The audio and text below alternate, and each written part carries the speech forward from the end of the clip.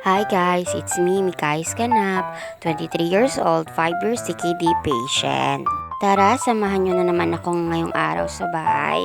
Araw pala ng Sabado. Wala lang. As usual, buong maghapon na naman tayo walang magawa.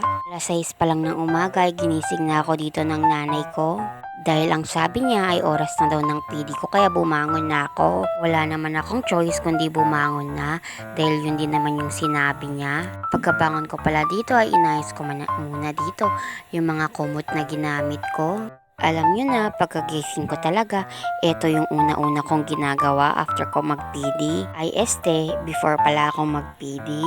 After ko palang ayusin kung saan ako natulog, ay eto nag-PD na rin ako. Dahil nga Sabado ay walang pasukan yung kapatid ko, kaya eto katulong ko dito yung nanay ko.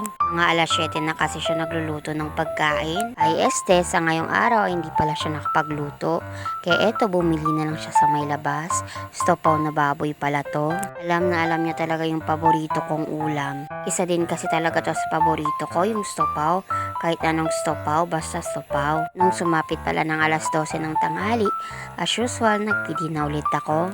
Ako na lang ulit ang magpidi mag-isa kasi alam nyo na bet ko magpidi kahit mag-isa lang. Kahit andito rin naman yung nanay ko na nasa bahay lang, ay sinabihan ko na lang siya na ako na ang magpipidi.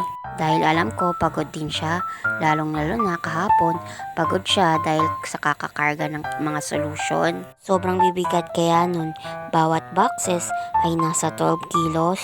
Kaya sa pagpipidi ay hindi na ako humingi pa ng tulong sa kanya. Dahil may mga ibang gawain din naman siyang ginagawa. Hindi naman pwede buong 24 hours ay nakatutok lang siya sa akin.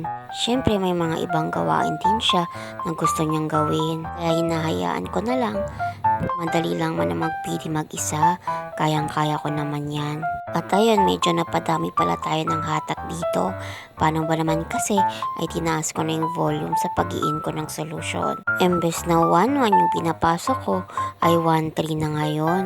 Kaya ayun, napapahatak talaga ng madami. At after ko palang makapag-drain dito, ay mag-iinat naman tayo ng bagong solution. As usual, 1-2 na naman yung iin natin. Ay 1-3 pala. Same pa rin kaya dinagdag ko na yung volume ng solution sa pag-iin. Ganun pa rin talaga yung pakiramdam ko. Parang wala pa rin talagang namang solution. Next week siguro ay gagawin ko ng 1,500 para naman sa susunod ay magto 2,000 na tayo. Dahil para mas maganda talaga yung dialysis natin. Bandang alas 6 pala ng gabi ay nagpidi na ulit ako. Third exchange ko na pala ngayong araw. After ko palang makapagpidi dito ay kumain pala ako ng hapunan. Nagluto pala ng adobong manok yung nanay ko. Sa ngayon ay kumakain pa rin talaga ako ng saging dahil medyo mababa yung potassium ko. Bandang alas 10 ng gabi ay last exchange for this day.